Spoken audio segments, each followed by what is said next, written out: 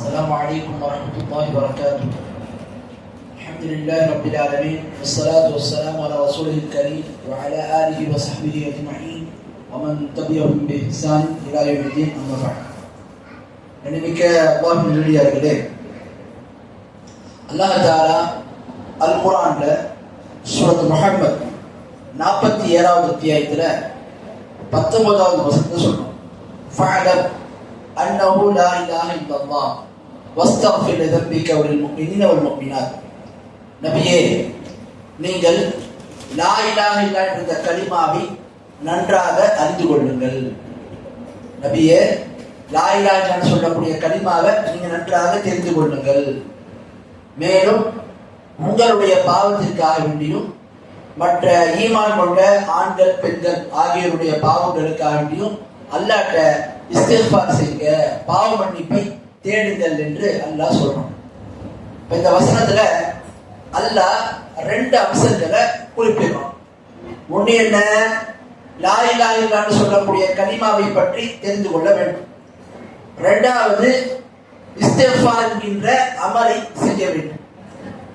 அப்ப இந்த வசனத்துல அல்லாஹ் தஆலா இல்ம பத்தியும் சொல்றான், அமலை பத்தியும் சொல்றான், கல்வியை பத்தியும் சொல்றான், செயலை பத்தியும் சொல்றான். அப்ப இஸ்லாமிய மார்க்கத்துல இஸ்லாமிய மார்க்கம் என்பதே என்ன? இந்த ரெண்டு அம்சங்கள் தான். ஒன்று, மார்க்க கல்வியை அறிவது. இரண்டாவது, அந்த எடுத்த கல்வியின் அடிப்படையில் செயல்படுவது. அப்ப இல்ம், அமல், இது ரெண்டும் ரொம்ப ரொம்ப முக்கியம். இதுல முதன்மையானது என்னன்னு சொன்னா, முதலாவது இடம் எதுக்கு கொடுக்கப்பட்டிருக்குன்னா கல்விக்கு தான். இஸ்லாத்துல தொழுகை, நோன்பு, ஜகாத்து, ஹஜ்ஜி, ஜிஹாது, இது மாதிரி நிறைய இபாதத்துகள், இதெல்லாம் அமல்கள். இந்த அமல்களை செய்யும் போது ஒரு மனிதர் இந்த அமலை செய்யறதுக்கு முன்னாடி இந்த அமலை செய்வதற்கான கல்வி அவருக்கு தெரியும். அதனாலதான் அல்லாஹ் தஆலா முதல்ல லா இலாஹ இல்லல்லாஹ் என்ற கல்வியை நீங்கள் அறிந்து கொள்ளுங்கள், இரண்டாவது அமல் செய்யுங்கள். அப்ப முதல்ல அமலை விட செயலை விட கல்விதான் முதன்மையானது, கல்விதான் பிரதானமானது.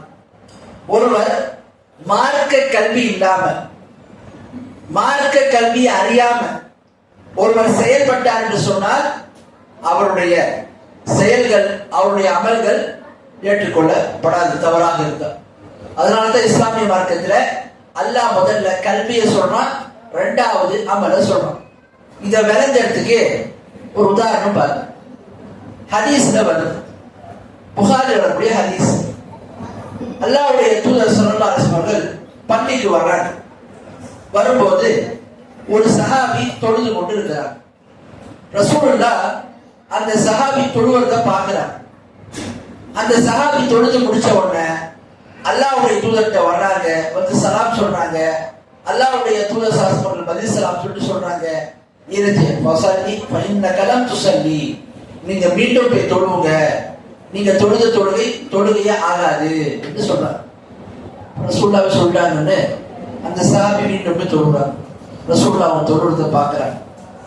மீண்டும் சலாம் முடிச்சுட்டு வந்து ரசூலுல்லாஹ் சலாம் சொல்றாங்க. ரசூலுல்லாஹ் பதில் சலாம் சொல்லிட்டு மீண்டும் சொல்றாங்க, நீங்க மீண்டும் போய் தொழுங்க, நீங்க தொழுகை ஆகாது.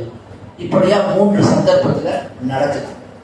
அதுக்கப்புறம் அந்த சஹாபி அல்லாஹ்வுடைய தூதர்கிட்ட கேட்கிறாங்க, அல்லாஹ்வுடைய தூதரே, இதை விட எனக்கு அழகான முறையில் தொட தெரியாது, எப்படி தொழுன்ற முறை நீங்களே எனக்கு சொல்லிக் கொடுங்க, நீங்களே எனக்கு கற்றுக் கொடுங்க கேட்கிறாங்க. அப்ப அல்லாஹ்வுடைய தூதர் சொல்றாங்க, இதா கும்த இலா ஸலாத்தி ஃபகப்பிர், தொழுகைக்கு அப்படி வந்தா முதல்ல நிக்கணும், தக்பீரத்துல் இஹ்ராம் என்ற அந்த அல்லாஹ் என்ற வார்த்தையை சொல்லணும். சும்ம க்ரா மா தயஸ்ஸர மஅக மினல் குர்ஆன், பிறகு உங்கள்கிட்ட குர்ஆன் என்ன இருக்குமோ, என்ன அறிந்து வைத்திருப்பீர்களோ அந்த வசனத்தை ஓதணும். சும்ம ரக்கஅத்த தத்மைன ராகிய, பிறகு நிதானமா நீங்க ருக்குவ செய்யணும். சும்ம ரஃபஅத்த தத்ததில காயிமன், பிறகு ருக்குல நீங்கள் நேராக நிற்க வேண்டும். சும்ம சுஜத்த தத்மைன சாஜிதன், நீங்க என்ன செய்யுங்க, பிறகு நீங்க வந்து சத்தாசி எப்படி செய்யணும், இத்தனை நாள், அதாவது நிம்மதியாக நீங்கள் செய்ய வேண்டும். அதே மாதிரி அதாவது பிறகு நீங்க என்ன செய்யுங்க, ரெண்டு சத்தாவுக்கு மத்தியில உட்காருங்க, அதுல நிதானமா இருங்க. பிறகு நீங்க என்ன செய்ய மீண்டும் சத்தா செய்யுங்க. இப்படியாக உங்களுடைய எல்லா ரக்காத்திலும் நிறைவேற்றி கொண்டு வாங்க, தொழுது கொண்டு வாங்க சொன்னாங்க. இந்த ஹதீஸ கவனமா பாத்தீங்கன்னா என்ன விளங்குது, அந்த சஹாபி தொழுறாங்க. அவங்க தொழுகை குறித்து ரசூலா என்ன பதில் சொன்னாங்க, நீங்க தொழுத தொழுகை இல்லைன்னா. ஏன் அப்படி சொன்னாங்க ரசூல்லா எப்படி தொழ வேண்டும் என்று இந்த மார்க்கத்துல சொல்லி தந்திருக்கிறாங்களோ, கட்டு தந்திருக்கிறாங்களோ, அந்த முறையில அந்த சஹாபி தொழுது. அதனாலதான் அல்லாஹ்வுடைய தூதர் அவருடைய தொழுகையே ஆகாது, இது தொழுகையே இல்லைன்ட்டார், இது தொழுகைக்கான நன்மை தராதுட்டார். அப்ப என்ன வருது, தொழுகை என்கின்ற அமல ஒரு மனிதன் நிறைவேற்றும் போது அதற்கான கூலி கிடைக்கணும்னு சொன்னா, அதற்கான நன்மை கிடைக்கணும்னு சொன்னா தொழுகை எப்படி தொழணும் முதல்ல அவர் தெரியும். அந்த கல்வி அவர் அறியணும், அதை தெரிஞ்சுதான் அவர் தொழ முடியும். இது தொழுகைக்கு மட்டும் இல்ல, எல்லா அமல்களுக்குமே. ஒருத்தர் ஒழு செய்ய போறாரு, ரசூலா சொல்றாங்க, லா சலாத்த லிமன் லா உது, யார் ஒருவருக்கு ஒது இல்லையோ அவருக்கு தொழுகை இல்லைன்றார். யார் ஒருவருக்கு ஒழு இல்லையோ அவருக்கு தொழுகை இல்லை என்று சொல்லிட்டார். இப்போ ஒருவர் ஒழு செய்தார். ஒழு செய்யும் போது அவர் கையை முறையா கழுவு, பார்த்துதான் கழுவுனாரு, முக்காவாசி தான் கழுவுனாரு. அவர் தெரியல, முழுமையா கழுவுன்ற தெரியல, தப்பா செய்துட்டார். அப்ப அவருடைய தொழுகை ஏற்றுக்கொள்ளப்படுமா? படாது. ஏன்? உது என்பது ஒரு சரத்து, ஒரு நிபந்தனை. அப்ப இஸ்லாமிய மார்க்கத்துல அமலை விட ஒரு மனிதர் பிரதானமா எதை அறியணும்? கல்வி அறியணும். கல்வியை அறிந்து அதன் அடிப்படையில் செயல்பட வேண்டும். அதனாலதான் இஸ்லாமிய மார்க்கத்துல முதன்மையாக ஒரு மனிதனுக்கு சொல்லி தரப்பட்டது கல்வி. அதான் இந்த ஹதீஸின் மூலமாகவும் இந்த ஆயத்தின் மூலமா பார்க்கணும்.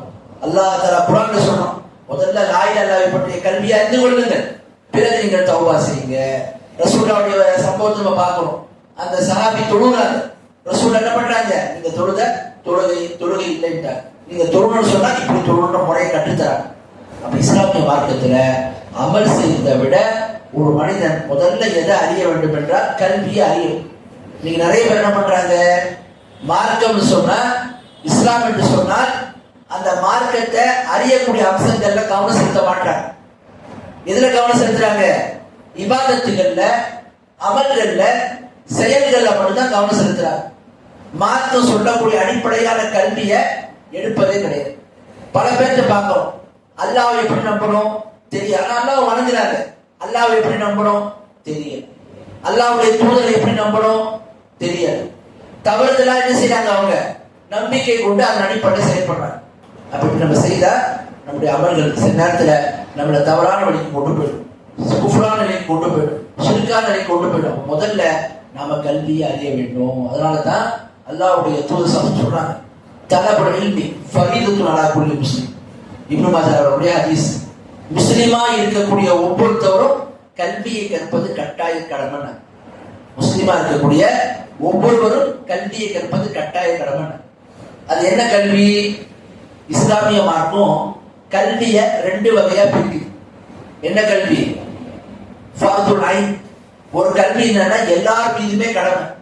எவ்வளவு முஸ்லிம் ஆண்கள் பெண்கள் இருக்கிறாங்களோ எல்லாரும் அந்த கல்வியை கத்துக்கணும். அதுல யாருக்கும் விதிவிலக்கு கிடையாது.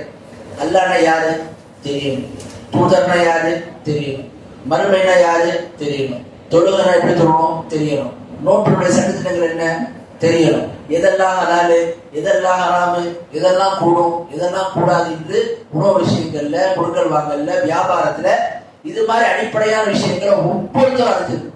அதுதான் சொன்னாங்க, கல்வியை கற்பது ஒவ்வொருத்தரும் மீது கட்டாய கடமை. அடுத்து மார்க்கம் இன்னொரு கடமை சொல்லுது. அது என்ன? ஃபர்துல் கிஃபாயா. ஃபர்துல் கிஃபாயான்னா ஒரு சிலர் அதை நிறைவேற்றிட்டாங்கன்னா மற்றவங்க மீது என்ன அந்த கடமை நீங்கிவிடும். ஒரு சில பேர் அந்த கடமையை செஞ்சுட்டாங்கன்னா மற்றவங்க மீது கடமை நீங்கிடும். அல்லாஹ் அந்த கடமை எப்படி வைப்பான்? முஸ்லிம் உம்மத்தவர்கள் மீது வைப்பான். சிலர் செஞ்சுட்டாங்கன்னா மற்றவங்க அதுல இருந்து என்ன ஆயிடுவாங்க, குற்றத்துல இருந்து தப்பிச்சிடுவாங்க. செஞ்சவங்களுக்கு நன்மை, அதை செய்யாம விட்டவங்களுக்கு குற்றம் பிடிக்கப்பட மாட்டாங்க. ஆனா யாருமே செய்யணும்னு சொன்னா எல்லாருமே குற்றவாளி ஆயிடுவாங்க. உதாரணத்துக்கு ஒரு ஊர்ல ஒரு 1000 பேர் இருக்காங்க. ஒரு ஜனாசா தொழுகை அங்கே வருது. என்ன பண்றாங்க? அதுல ஒரு 100 பேர் தொழுதுட்டாங்க, மிச்சம் 900 பேர் தொழுல. 100 பேர் தொழுதாங்கல்ல, அவங்களுக்கு தொழுதுக்கு தான் நன்மை கிடைச்சோம். அந்த 900 பேர் தொழாம இருந்தாங்கல்ல, அவங்க குற்றம் பிடிக்கப்பட மாட்டாங்க. தொழுதவங்களுக்கு நன்மை, தொழாம இருந்தவங்களுக்கு எந்த பாதிப்பும் கிடையாது. ஆனா 1000க்கு 1000 பேர் தொழாம விட்டாங்கன்னு சொன்னா எல்லாருமே குற்றவாளி. அப்ப மார்க்கம் ஃபர்த 2 வகையா பிரிக்குது. ஒண்ணு எல்லார் மீதும் கடமை, இன்னொன்னு உம்மத்தவர்கள்ல கடமை. சிலர் செஞ்சுட்டாங்கன்னா மற்றவங்க மீது கடமை நீக்கணும். அப்ப அதுதான் ஒவ்வொருத்தவங்களோட கடமையை ஃபர்து ஐன்னு சொல்றோம். உம்மத்தவர்கள் மீது எல்லாம் கடமையாக்கிட்டு அதை சிலர் செஞ்சுட்டாங்கன்னா மற்றவங்க மீது கடமை நீக்கணும். பாத்தீங்களா? அதை ஃபர்து கிஃபாயா நம்ம சொல்றோம். அப்ப இஸ்லாமிய மார்க்கத்துல ரசூலுல்லாஹ் சொல்றாங்க பாத்தீங்களா, தலபுல் ஃபரீதத்துன் அலா குல்லி முஸ்லிம், முஸ்லிமா இருக்கக்கூடிய ஒவ்வொருத்தவங்களும் கல்வி கற்பது. அது என்ன கல்வி? அல்லாஹ் பத்தி தெரியணும், நபியை பத்தி தெரியணும், இந்த மார்க்கத்தினோட அடிப்படையான அம்சங்களை பத்தி தெரியணும். அதனால தான் ஒவ்வொரு மனிதனுடைய கபர்ல இந்த 3 கேள்வி கேட்கப்படும் போது மன் ரப்புக ஒமன் நபியுக ஒமா தீனுக, இந்த 3 கேள்வி கேட்கப்படும். அப்ப இந்த 3க்கு விடை தெரியணும்னு சொன்னா கல்வி அறிவு ரொம்ப ரொம்ப முக்கியம். கல்வி அறிவு இல்லாம நம்ம என்ன செய்ய முடியாது, இதுக்கு பதில் சொல்ல முடியாது. அப்போ இஸ்லாத்துல அடிப்படையான அந்த அம்சத்தை எல்லாருமே அறிந்து வைத்திருக்க வேண்டும். அடுத்து இந்த அடிப்படையான அம்சத்தை தாண்டி சில கூடுதலான தகவல்கள் இருக்கும். உதாரணத்துக்கு ஒரு நவீன சட்டம் வருது, ஒரு நவீன விஷயம் வருது. இத மார்க்கத்துல எப்படி இதை நாம சரின்னு சொல்றதா தவறு சொல்றதா, ஒரு வியாபார முறையில ஒரு நவீன முறை இருக்குது, இது எப்படி இஸ்லாமிய ஹதீசுகளை சொல்லப்படுது, எப்படி நம்ம அணுகிறது, இது எல்லாராலையும் முடியாது. அப்ப அதை என்ன செய்யணும்? முஸ்லிம் உம்மத்துல சிலராவது அதை கற்றுக்கொள்வதற்கு தயாராகும். அதான் மதரசாக்கள்ல சில ஆண்டுகள் இருந்து சில பேர் கத்துக்கிடுவாங்க. அந்த மாதிரி கடமையை செய்யறதுக்கு அவங்க செஞ்சுட்டாங்கன்னா மற்றவங்க மீது கடமை நீங்களும். அப்ப இஸ்லாமிய மார்க்கத்துல கடமை என்பது 2 வகையா இருக்கு. ஒன்று ஃபர்துல் ஐன், ஃபர்துல் கிஃபாயா. ஒன்று எல்லார் மீதும் உள்ள கடமை, இன்னொன்னு முஸ்லிம் உம்மத்தவர்கள அல்லாஹ் கடமையாக்கிட்டான், சிலர் செஞ்சுட்டாங்கன்னா மற்றவங்க மீது கடமை நீங்களும். அப்ப இஸ்லாத்துல அடிப்படையான அம்சங்களை பொறுத்த வரைக்கும் அடிப்படையான கல்வி, அல்லாஹ்வை பத்தி அறிகிறது, நபியை பத்தி அறிந்து, அதே மாதிரி மார்க்கத்தை பத்தி அறிந்து, இது எல்லாருக்குமே தெரிஞ்சிருக்கும். யாருக்குமே இந்த விதிவிலக்கு கிடையாது. முஸ்லிமா இருக்கிறாரு ஆனா ஒரு மார்க்கம் தெரியாது, முஸ்லிமா இருக்காரு ஹலால் தெரியாது அப்படின்னு சொல்ல முடியாது. முஸ்லிமா இருக்கிறவங்க இதெல்லாம் அவசியமா தெரியணும். தெரியலன்னு சொன்னா முஸ்லிமா இருந்து பிரயோஜனம் கிடையாது. அடுத்து இஸ்லாமிய மார்க்கத்துல கூடுதலான சில அம்சங்கள் சிலர் செஞ்சுட்டாங்கன்னா மற்றவங்க மீது கடமை நீக்கிறோம். அப்ப இஸ்லாமிய மார்க்கத்துல இந்த அளவுக்கு முக்கியத்துவம் தரப்பட்ட ரசூலுல்லாஹ் சொல்றாங்க, முஸ்லிம் நாட்டில் இருக்கக்கூடிய ஒவ்வொருத்தவங்களும் கல்வி கற்பது கட்டாய கடமை. ஆனா அதே நபியை பாருங்க, மக்கள் சில பேர் மதீனாவுல பேரிச்சம்பழத்தை பயிர் செய்யறாங்க. அவங்க எப்படி பேரிச்சம்பழத்தை நடுவாங்கன்னு சொன்னா, ஆண் பேரிச்சம்பழத்தையும் பெண் பேரிச்சம்பழத்தையும் ஒன்னா வைத்து அந்த மரத்தை நெசிவாங்கட்டு மகசூல் பார்ப்பாங்க, நல்ல மகசூல் வரும். அப்ப ரசூல் என்ன பண்றாங்க, ஏன் அப்படி செய்யுங்க, தனித்தனியா பண்ணுங்கள அப்படின்னு சொல்றாங்க. ரசூலுல்லாஹ் சொல்லிட்டாங்க, என்ன பண்ணாங்க, தனித்தனியா பண்ணாங்க. 10 வருஷம் மகசூல் குறையுது. சஹீஹ் முஸ்லிம் வரக்கூடிய ஹதீஸ். சஹாபாக்கள் ரசூலுல்லாஹ் ரசூல் என்ன சொன்னாங்க, அன்துல் அலௌன ஃபீ உமரி துன்யா, உலக காரியங்கள்ல நீங்கள் என்னை விட அதிகமாக அறிந்திருக்கிறீங்க. மார்க்கம் நான் ஒன்று சொன்னா அதை நீங்க கட்டாயமா ஏத்துக்கணும். உலக காரியங்கள் உங்களுக்கு என்ன விட கூடுதலான நாலேஜ் இருக்குன்னா, ரசூலுல்லாஹ்வுக்கு அக்ரிகல்ச்சரை பத்தி கல்வி தெரியல. ரசூலுல்லாஹ்வே சொல்றாங்க கல்வி கற்பது கட்டாய கடமைன்னு. அப்போ ரசூலுல்லாஹ்வுக்கு அக்ரிகல்ச்சரை பத்தி கல்வி தெரியல. மேலும் ரசூலுல்லாஹ் சொல்றாங்க, இன்னா உம்மத்து உம்மியத்து லா நக்துப் வலா நஹ்சுஷா, நாம எழுதப்பட்ட தெரியாத சமுதாயமா இருக்கும். நாம மாதங்களை கணக்கீடு செய்ய மாட்டோம். கணக்கீடு செய்ய மாட்டோம்னா இந்த மாதங்கள்லாம் கால்குலேஷன் போட்டு வச்சுருவாங்க. 500 வருஷத்துக்கு எந்த நாள் வரும், எந்த பேருனா, எந்த நாள் பிழை பெறணும், இதெல்லாம் செய்ய மாட்டோம். நம்ம மாதங்களை கணக்கீடு செய்யவும் மாட்டோம். நாம அதே மாதிரி விஷயங்கள் நம்ம என்ன செய்ய மாட்டோம், ஈடுபடவும் மாட்டோம் என்று ரசூலுல்லாஹ் சொல்றாங்க. அப்ப விஞ்ஞான ரசூலுல்லாஹ்வுக்கு அறிவியல் தெரியலன்றது ரசூலுல்லாஹ் தெரியப்படுத்துறாங்க. அப்ப இதெல்லாம் என்ன வருது, அப்ப அல்லாஹ்வுக்கு கல்வியை கற்பது கட்டாய கடமைன்னாங்க. அப்ப இதெல்லாம் தெரியாம இருக்க அப்ப என்ன அர்த்தம், கல்வி கற்பது கட்டாய கடமைன்றது மார்க்க கல்வி. உலக கல்வியை பொறுத்த வரைக்கும் உலக கல்வியில எந்த ஒரு கல்வியும் குறிப்பிட்டு, அது மருத்துவமா இருக்கட்டும், ராணுவ சம்பந்தமான தகவல்களை சேகரிப்பதா இருக்கட்டும், டெக்னாலஜி சம்பந்தமான கல்வியா இருக்கட்டும், இதுல எந்த ஒரு கல்வி நீங்க கொண்டு வந்தாலும் ஃபர்துல் ஐன், ஒவ்வொருத்தவரும் கத்துக்கணும்னு சொல்லி ஒரு கல்வியே கிடையாது உலகத்துல. உலக கல்வியில ஒரு கல்வியை குறிப்பிட்டு எல்லாத்துக்கும் மீது கடமை ஒரு கல்வி நம்ம சொல்லவே முடியாது. அது என்ன கல்வியா இருக்கு. உலக கல்வியில ஒரு சில கல்வியை சொல்லலாம். இந்த கல்வி ஃபர்துல் கிஃபாயா. என்ன அர்த்தம், முஸ்லிம் உம்மத்துல சிலராவது தயாராக வேண்டும்.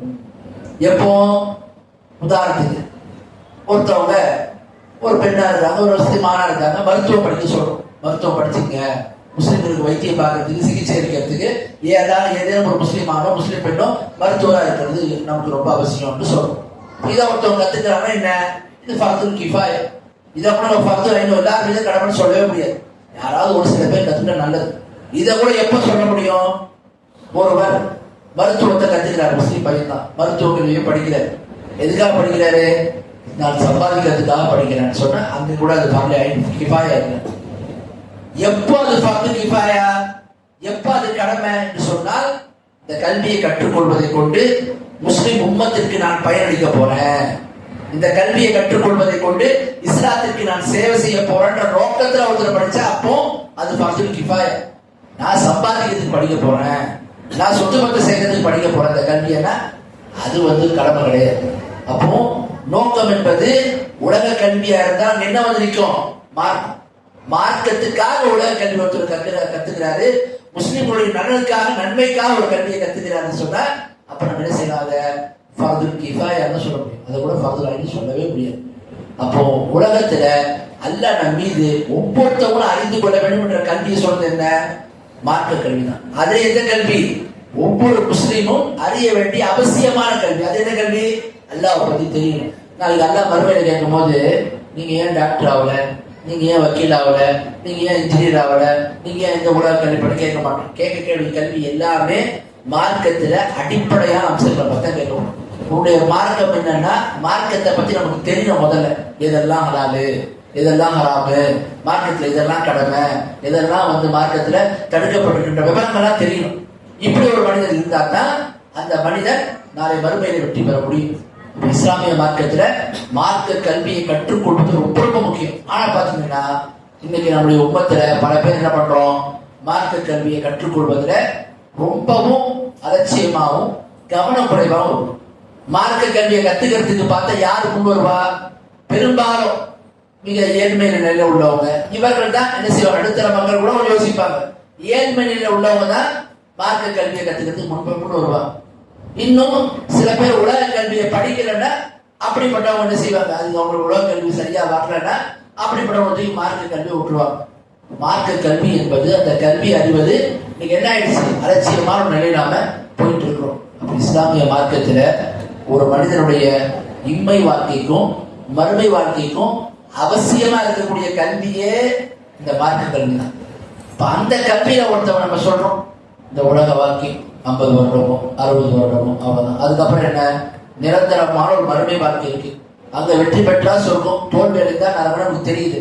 அப்ப அந்த உலகத்துக்காக நம்ம என்ன சேர்த்து வைக்கிறோம்? சேர்த்து வைக்கிறோம், அமலை சேர்த்து வைக்கிறோம். அந்த அமல் எப்படி நமக்கு பயனளிக்கும்? நாம செய்யக்கூடிய அமல் மார்க் அடிப்படையில சரியா இருக்கும்.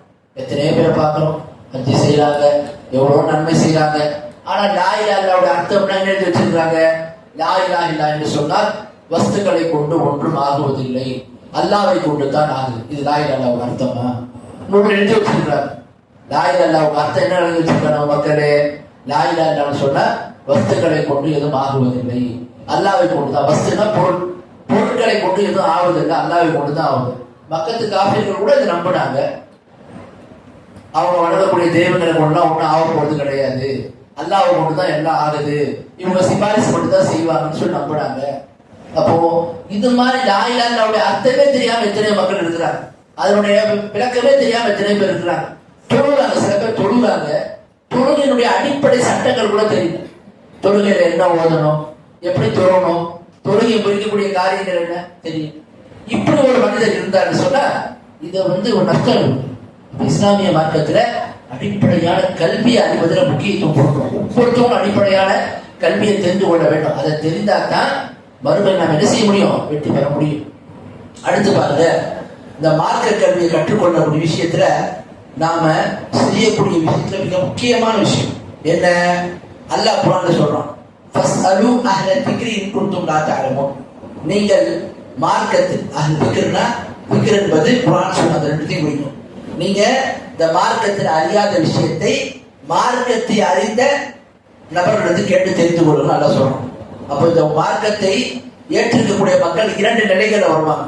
ஒன்று மார்க்கத்தை அறிந்தவர்கள், இன்னொன்று மார்க்கத்தை அறியாதவர்கள். அப்ப மார்க்கத்தை அறிந்தவர்களோட கடமை என்ன? அறியாதவங்களுக்கு இந்த மார்க்கத்தை எடுத்து சொல்லணும். அறியாதவங்களோட கடமை என்ன? மார்க்கத்தை அறிந்தவங்களை தேடி போய் என்ன செய்யணும்? மார்க்கத்தை எடுக்கணும். ஆனா நீங்க பாத்தீங்கன்னா மார்க்க கல்விக்கும் முக்கியத்துவம் இல்லை, மார்க்கத்தை யார்கிட்ட எடுக்கணுன்றதுக்கும் முக்கியத்துவம் இல்லை. யாரேனும் மார்க்கம் என்ற பேர்ல எதை சொன்னாலும் என்ன செய்வாங்க? கண்ணப்பட்டு சில பேர் ஏத்துட்டு போயிடுவாங்க. இந்த துவாவை போட்டுருங்க, கஷ்டம் நீங்கிடும்.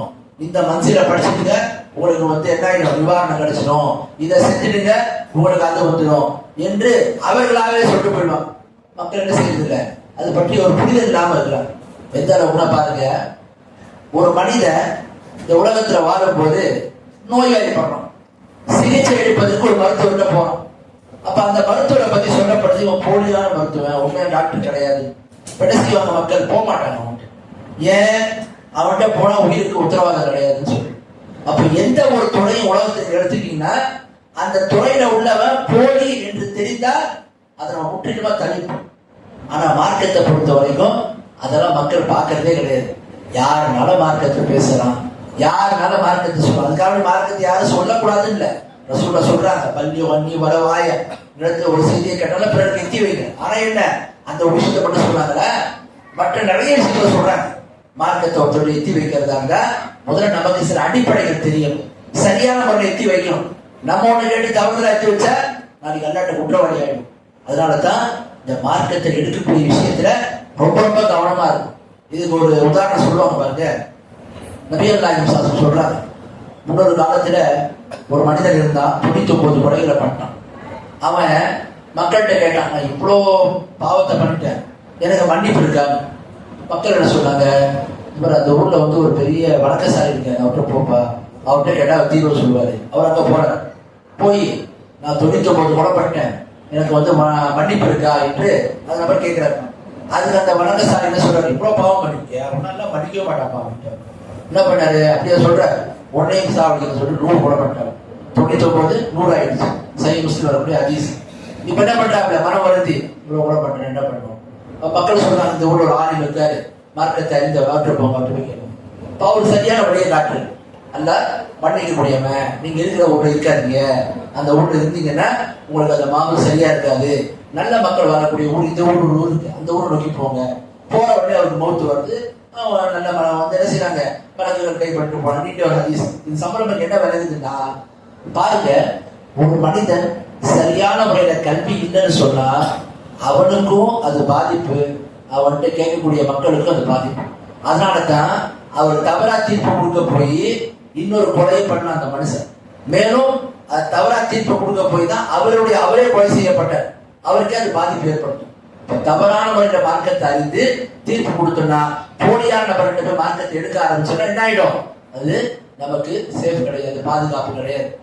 சரியான முறையில மார்க்கத்தை எடுக்கணும்னா கல்வியை சரியா சுமந்தவங்க தான் போகணும். அந்த ரசூலுல்லாஹ் சொன்னாங்க, மக்கள் அல்லாஹ் தஆலா மார்க்க கல்வியை ஒரேடியா உயர்த்திட மாட்டான்.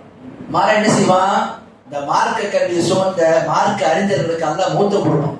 கொடுத்ததுக்கு அப்புறம் என்ன ஆகும் சொன்னா, மக்கள் என்ன செய்வாங்க, மார்க்க முறையான அறிஞர் யாருமே இல்லாத ஒரு காலத்துல மக்கள் என்ன செய்வாங்க, முட்டாள்களை தங்கள் தலைவர்களாக, அறிவிலிகளை தங்கள் தலைவர்களாக ஆக்கி கொள்வார்கள். அவங்க என்ன செய்வாங்க, கேள்விகளை கேட்பாங்க. மார்க்க ஞானமே இல்லாம அவர்கள் தீர்ப்பு கொடுப்பாங்க. தானும் வழியிடுவார்கள், பிறரையும் வழிகெடுப்பார்கள். அப்ப ரசூலுல்லாஹ் இந்த உம்மத்துக்கு ஏற்படக்கூடிய விஷயத்தை குறித்து முன்னெச்சரிக்கை செய்யறார். முறையான மார்க் அறிஞர் அப்படின்னு இந்த சமுதாயம் போகும்போது தவறான நபர்கள் வருவாங்க. அவங்க மக்களுக்கு என்ன செய்வாங்க, தவறான தீர்ப்பை கொடுப்பாங்க. அதுதான் இன்னைக்கு நம்ம வாழக்கூடிய இந்த குழப்பமான காலகட்டத்துல பார்த்து கொண்டு இருக்கிறோம். எனவே மார்க்க கல்வி ரொம்ப அவசியமானது. அந்த கல்வியை நம்ம எடுக்கணும் வேண்டும். அந்த கல்வியை எடுக்கிறதுக்கு நாம ரொம்ப கவனமாக எச்சரிக்கையா இருக்கணும். எப்படி எடுக்கணும், யாரெல்லாம் இந்த மார்க்க கல்வியை எடுப்பதற்கு சில அளவுகோலை சொல்றாங்க.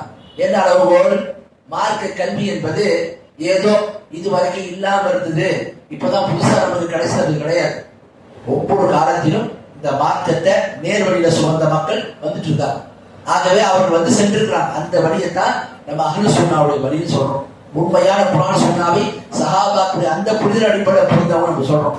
எனவே நாம உண்மையிலே ஒருத்தவங்க கல்வி எடுக்கிறோம்னா அந்த கல்வி சரியான கல்வியாக இருக்கிறோம்னு சொன்னா என்ன செய்யணும், அவங்க சொல்லக்கூடிய கல்வியானது சஹாபாக்கள், தாபீன்கள், அத்பாவு தாபீன்கள் இந்த வழியில வாழையடி வாழையாக இந்த கல்வி என்ன செய்யுது போய் சேரணும்.